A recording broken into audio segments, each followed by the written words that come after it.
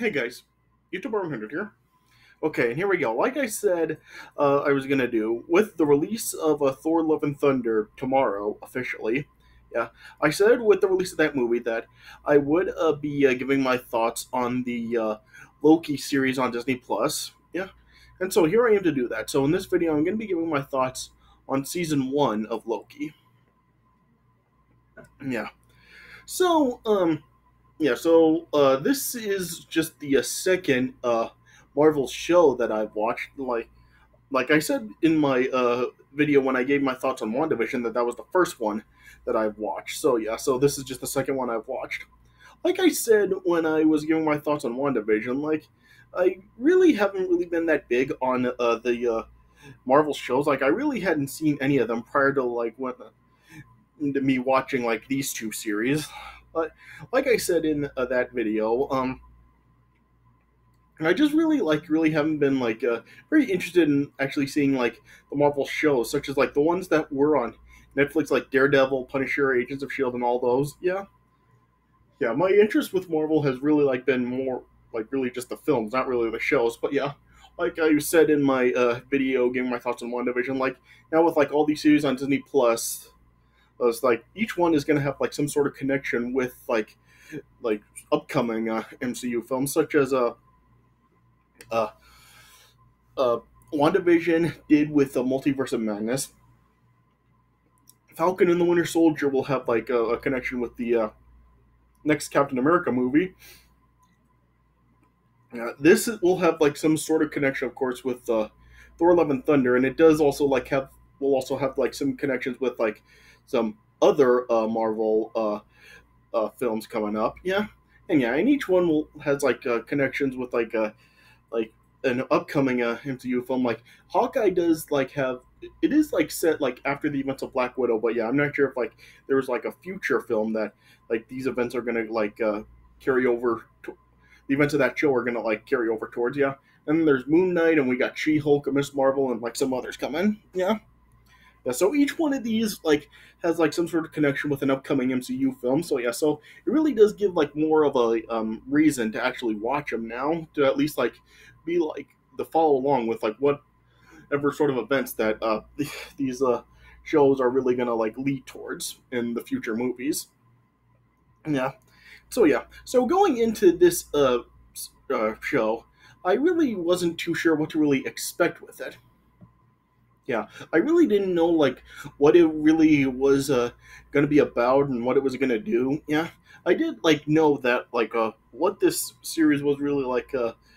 Well, like the context of this series, or I guess its setup, is that while it's not like really like the quote unquote real Loki, like the one that we had seen all through like the movie, is it up through like until he was killed in Infinity War. Yeah, it's not really like that Loki. Like the Loki that's in the show is really the Loki that like we did see in Endgame. Like when they were going back to try to get the Tesseract and like collect the Infinity Stones and all that stuff. Like yeah, when they like went back to the events of the first Avengers film after they captured Loki, and then Loki got a hold of the Tesseract and ended up escaping. Yeah, yeah. That's the Loki that is in this show. Like that's like the yeah the show really does like a center around that Loki. So it really does show like what did happen with Loki, like after he did like escape with the Tesseract, like when we did see him in Endgame. So yeah, so I did think that it was creative that they decided to go down that route and really have the series be around like that version of Loki. Yeah, I'm glad that they really decided to go down that route and they didn't decide to really make this kind of like an in between prequel, like the Black Widow movie was. Like, I did like that they decided to go down a different route with Loki in this show. Yeah, yeah, and so yeah. So as far as how I felt about this show, well, at least this season, overall, I did think that it was interesting. Yeah, yeah, I mean, I did think that what they did with this show is a pretty creative concept. Like, the premise of this show is, like I said, it does center around the Loki that did escape with the Tesseract in Endgame. And what it really is about is it shows that, like, Loki, like, ends up, like, getting captured for, like, stealing the Tesseract by this group known as the Time Variance Authority, or the TVA. Yeah. So then, yeah, so he's pretty much like a taken prisoner, but then, yeah, then he really gets forced into helping the TVA into like a catching a like a variant version of himself. Yeah, yeah, and so yeah, so that's really like how this series just start with like him pretty much forced into like a helping the TVA to actually um help to capture this variant. Yeah, then yeah, then throughout the series, like, well, yeah, like it does show like at first how he really is like after the variant. Yeah, but then like as the series like progresses, it does show that like he he eventually does end up like discovering that this variant is actually like a female version of himself. Yeah, and then yeah, like then over time they end up like having like a romantic relation, a romantic connection with each other. Yeah, and so then yeah, so throughout the series, like they're pretty much like working together throughout this season. Yeah, yeah. Then at the end of the season, it really does kind of like take a different turn, and yeah, and it really does like set up for the upcoming second season of the show. Yeah. So I did think that this was like kind of like an interesting thing to do with Loki here. It really is different than like what we had seen with him before. Like all the stuff we've seen with him before, it's like him actually being like a god, like interacting with like Thor and everything. Yeah. But here, like it's a much different and tone with and well, a much different like setup with Loki than what we have seen with him before. Yeah, so I did think that it was like a creative thing, a creative way for them to really like do something different with Loki in this series. Yeah, so yeah, so in this series, of course, Tom Hiddleston does reprise the role of Loki, and yeah, and in this series, like we do have like some cast members such as Eugene Cordero, Tara Strong, Owen Wilson, Sasha Lane, Jack Veal, Richard E. Grant, and Jonathan Majors. Yeah. So yeah. So unlike a WandaVision, how like we did like have like some characters from like some previous Marvel films end up reprising their roles in that series. Here we really don't have a whole lot. Like I don't think like there's anyone reprising their roles from previous Marvel films in this show, other than Tom Hiddleston as Loki. So yeah, so in this series, we really are just like have a whole new cast of characters. So yeah, so I guess like they really are trying to be like more. We're trying to be more original here, like really like bring in some new characters and not really like have it be like kind of like what WandaVision did, saying, "Oh look who's back! Hey, look who it is," and stuff like that. So yeah, so here I really do think that like they were really doing like they really were trying to really like you just not really like have people like just go like remember who that is, and they really are just like having like a whole new cast of characters here. Yeah, yeah, so they really are going for like more of the originality in this film, and not really have it be like any like sort of like fan service or anything like that. Yeah, so yeah, so yeah, and yeah, so oh, anyway, yeah. So as far as like comparing this one to like this series to WandaVision, as far as like which series I actually personally did enjoy more out of these two, I would say that I probably did enjoy WandaVision more. I just did think that like it was like it was like really creative with what they were doing, and I just felt myself really like being like more interested in like what that show was doing than what this series was really doing. Like for this uh show, well, at least this season anyway. Like, I can't really say that I was like intrigued by absolutely everything this show was doing, because yes, I just felt that like a couple episodes of this show felt like kind of like filler, and there wasn't really anything much about them that really was like really like advancing on with the story. Like I felt like the second and third episodes were like just like pretty slow and really weren't advancing anything. Things weren't really like picking up until like the fourth episode of the show. Yeah, that's really like where like we really are getting like answers to a lot of questions, and really are like realizing what's going on. Like at least I guess though in this show, like we do have like more of a context of like what's actually going on here, because as I said in my video for WandaVision, how like as that series starts off, like it really just like starts off with like no context, and we really don't know exactly like what is going on. But yeah, here like there is at least like some context. Like it does show that this is a different, that this is like another version of Loki rather than the original version.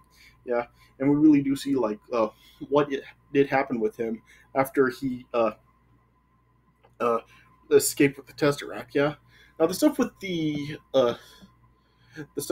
TVA, like that stuff is like really like in the dark at first, but then yeah, but as this season does progress, like we do get like more answers about like who they are and like where where they came from and everything.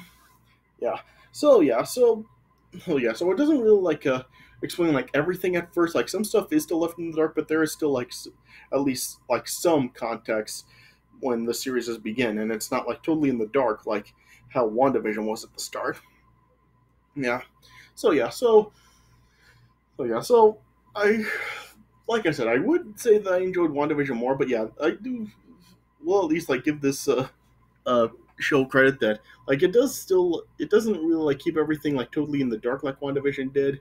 Yeah, and plus, yeah, like I said, like it does at least like focus on like just having like new like brand new characters here and not like bringing back like ones we had seen before in previous films like WandaVision did. Yeah. All right. So yeah. So I guess I'll just talk a little bit about like what this series did do. Yeah. Yeah. I'll just like go through kind of like just like throughout the season and just like kind of just talk about the story and like what all the and like what is happening here. All right. So yeah. So it starts off showing like the flashback of Loki escaping in Endgame. Yeah. Yeah, and it shows that like now with him like escaping, it like ended up like making like a new timeline, and yeah, then he eventually he wound up like getting captured by the TVA, and this variant of Loki, he like is like a charge for uh crimes against the sacred timeline. Yeah, yeah, and shows that like the judge Ravonna Renslayer is saying like, despite the fact that like Loki is like trying to place blame on the Avengers for what happened with him, like she told him that like the Avengers' actions were meant to happen, unlike Loki's escape. Yeah, yeah, then it shows how like uh and of course, like I said, like this version of Loki, like this is just like from like the one like up through like the first Avengers film. So yeah, so all like everything that happened with him, like after that, like the stuff in like Age of Ultron and Ragnarok and Infinity War, like that stuff had happened yet for him, so he really doesn't know about it. And yeah, but then yeah, then one of the agents of TVA, Agent Mobius, who's played by Owen Wilson, like was like just like then like just reviewing Loki's past misdeeds and like was questioning Loki's history of hurting people and was revealing that like everything that would happen with him in like the upcoming stuff, such as like in Thor: The Dark World and yeah, and all those other movies that I already did mention. Yeah, all those events that will happen with him in the future. Yeah, yeah. Then Loki at first really just like wanted was like trying to escape, but then he just like realized that like TVA's powers are like really like exceeding in the Infinity Stone's power, so Loki really just is pretty much like powerless against the TVA. So he really just has no choice but to comply with everything from TVA. Yeah, and then eventually, then after like Mobius explained to Loki that like there's another Loki variant that's like killing several TVA agents and stealing like timeline resetting charges. Then Loki eventually ended up like agreeing to help. Yeah. Then yeah, then it picks up then in the second episode as Loki ends up like joining a mission into the site of an attack by the variant, and yeah, and it shows how like they go like in like just various periods in time, like such as like here they travel to 1985 in Oshkosh, Wisconsin, and then yeah, and then as the variant. and is like trying to bargain into meeting the timekeepers that the TVA claims actually created them in the secret timeline.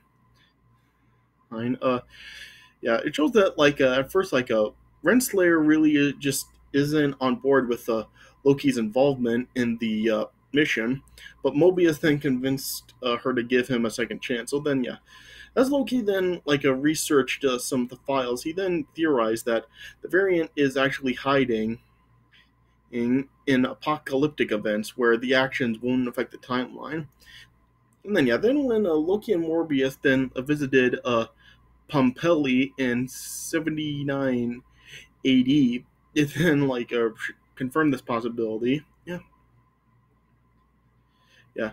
Then eventually, then it shows that the variant is had the ability to enchant several other locals, which included another TVA agent labeled Hunter B-15. Yeah, then it was revealed that the variant was actually a female version of Loki. Yeah.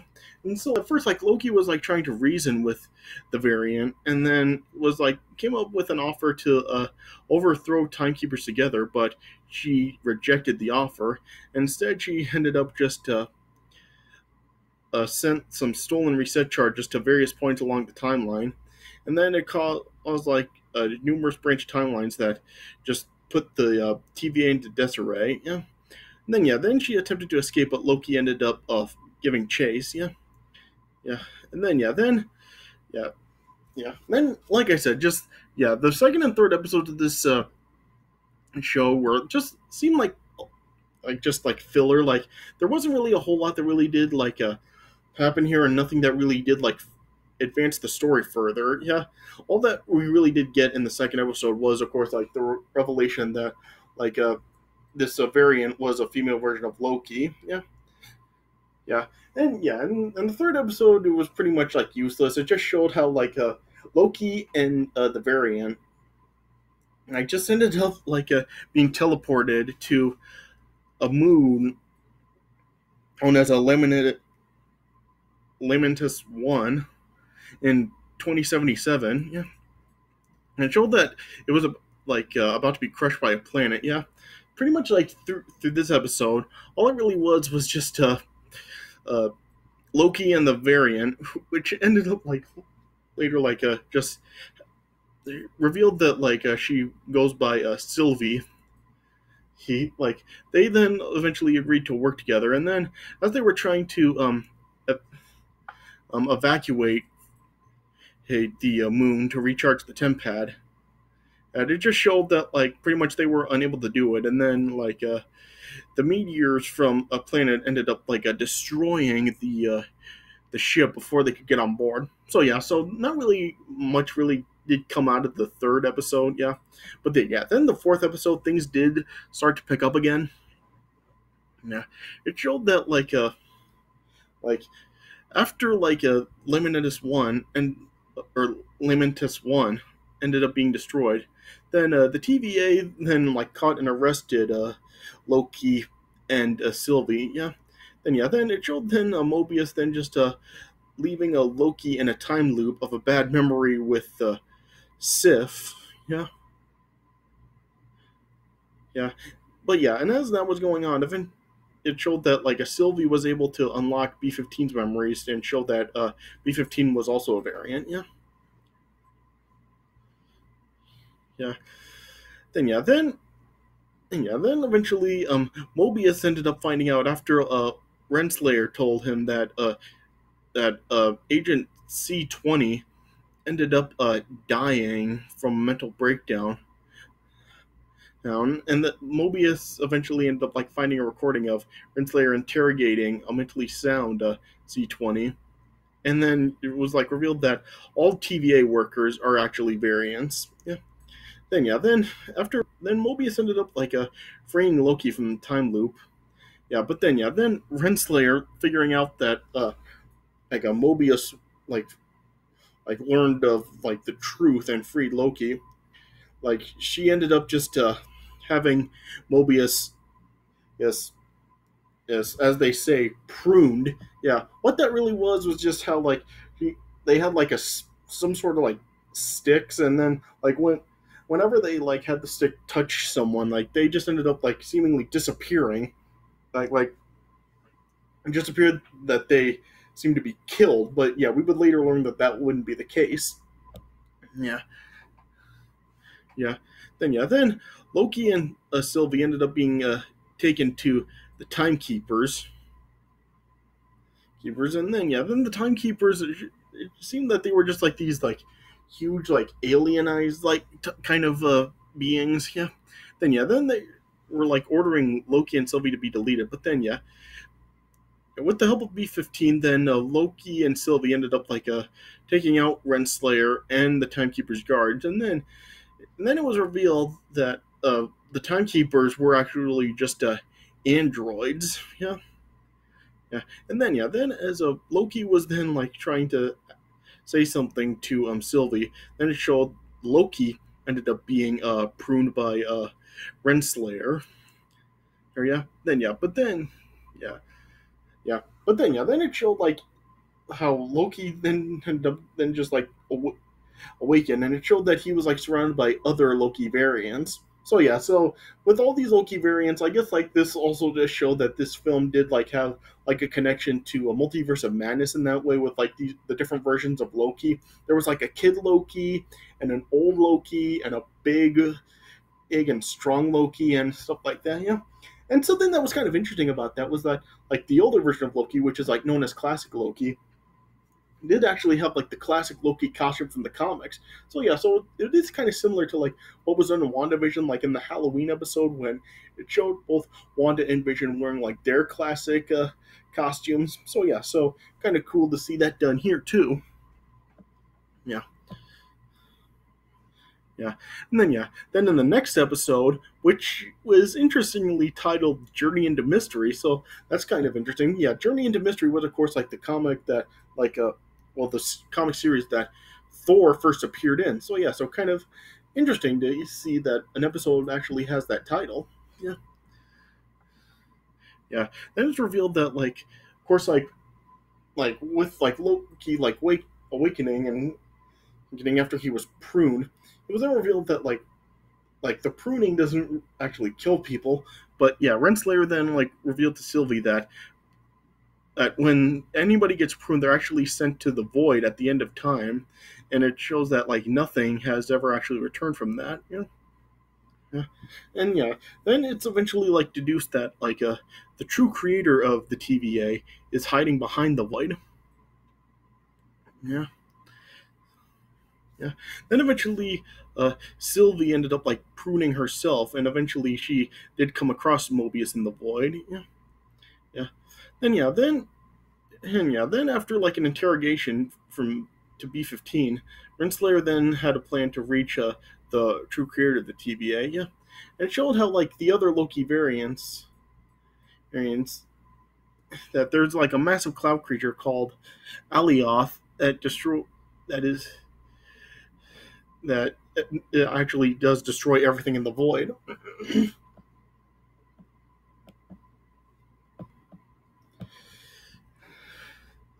Yeah, and then after like Loki and his other variants encountered like a second Loki group. One even that did actually like was still like also Tom Hiddleston as well. This was like referred to as President Loki. And, yeah, the classic Loki, Kid Loki, as well as like an alligator version of Loki, were able to escape along with the actual Loki. Then they eventually came across Mobius and Sylvie again, and yeah, then with the use of a tempad, Mobius was able to return to the TVA. And then it showed that like a Sylvie then like tried to enchant Goliath, and as Loki was trying to distract it, but showed they were unable to. But then after classic Loki was able to actually create an illusion of Asgard, or then Loki and Sylvie were then able to actually enchant Alioth, and then it showed that then the Alioth then like showed them the way to like a citadel beyond the void. Yeah, yeah, Yeah, and then this then led into the season finale. Yeah, it showed then how Renslayer then was like on a mission to find free will. So after like receiving information from the TVA's creator, who was known as He Who Remains. Yeah, yeah. Then it was also B-15 was also able to prove to the other TVA troopers that they're all variants. After she showed them like that a Renslayer variant that was a school vice principal. Yeah. Then it showed how Loki and uh, Loki and Sylvie then ended up finding He Who Remains in the uh, Citadel at the end of time. Yeah. Then He Who Remains was then just like explaining everything to Loki and Sylvie, saying that he ended a multiversal war between all of his variants by using Alioth to destroy all the alternate timelines, and then created the TVA to maintain his peace. And then it shows that he's like growing weary, and so then he gives Loki and Sylvie a choice to either kill him and risk another multiversal war, or replace him in overseeing TVA in a singular timeline. Yeah, and Loki and Sylvie like just had like they just like had the different choices. Like they each wanted like something different. Like Sylvie wanted to kill him, but Loki just wanted her to stop and considered the other option. Yeah, yeah, yeah. Then a fight ended up breaking out between them, but yeah, then eventually, then Sylvie ended up sending Loki back to the TVA headquarters, and she ended up killing He Who Remains. Yeah, but then then like it just ended up like unleashing like a multiverse with alternate timelines that can't be pruned by the TVA.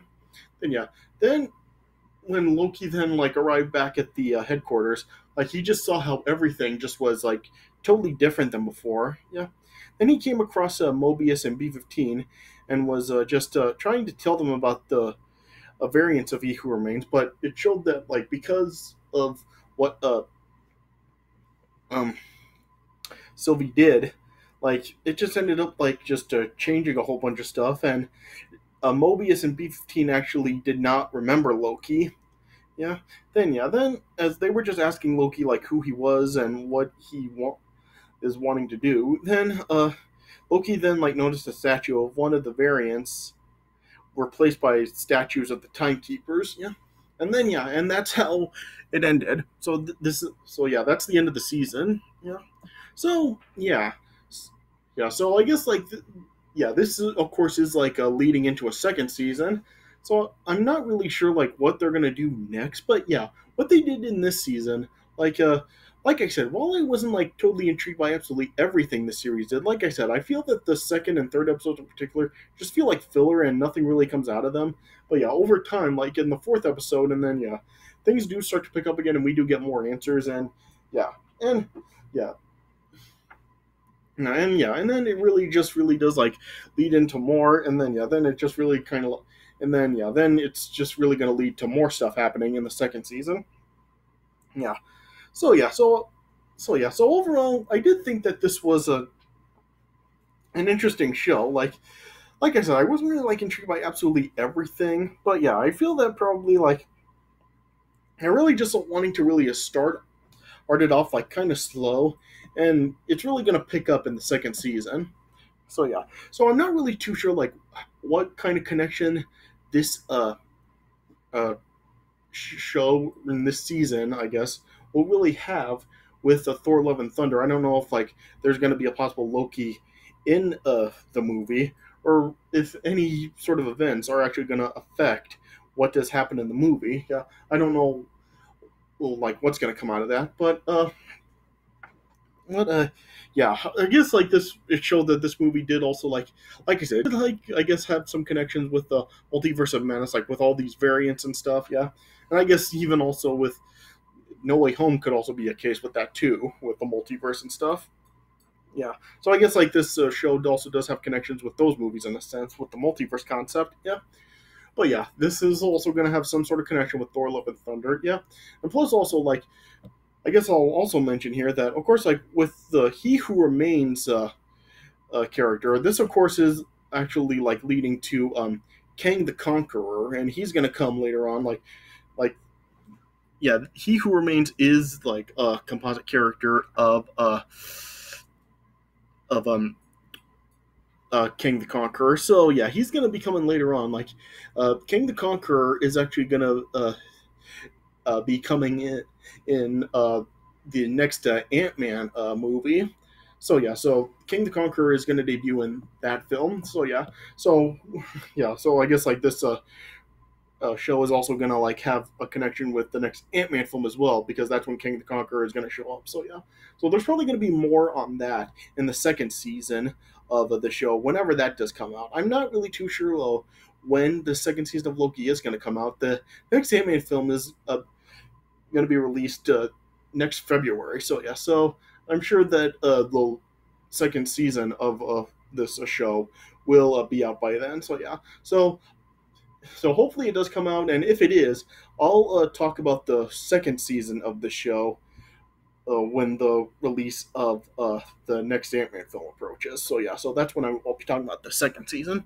But yeah, but with this first season, like I said, I will say that I probably did enjoy WandaVision more than this one. I wasn't really intrigued by absolutely everything that this did. But yeah, but like I said, I'm sure like that's probably like intentional how they're kind of like starting it off slow and it'll pick up in the second season. But yeah, overall, I did still enjoy what this season did do. I did think that this was an interesting concept for to do with Loki. Yeah, and I guess overall, yeah, I will I would give it a recommendation, even though like it is like kind of slow. I really do think that that's probably like an intentional thing, as I said, and yeah, and this probably is going to pick up in the second season. So yeah, so we'll see what does happen with when this series does continue in the second season. Yeah, but overall, yeah, I did still enjoy this season for the most part, and I would give it a pass. All right, so yeah, so I guess that's the best way I can put it. All right, so yeah, so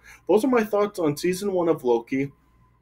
I hope you guys did enjoy what I had to say about this season. Yeah, yeah, and like I said, like I won't be talking about the second season of the show whenever that does come out, and until like when the release of the next Ant-Man film approaches. So yeah, so it'll be a while before I do actually continue talking about this show. And yeah, and plus yeah, we don't even know like when this next season will come out. Yeah, but hopefully it will come out by then. Yeah. All right. So yeah. So yeah. So I guess this is all I can really say. So yeah. So this is it for my thoughts on season one of Loki. So I hope you guys enjoy. Yeah. And tomorrow I will be going to see Thor: Love and Thunder. So yeah. So up next I will be making a video giving my thoughts on the movie. So yeah. So stay tuned for that coming up next. All right. But I hope you guys did enjoy this video. So thanks for watching, and I'll see you guys later.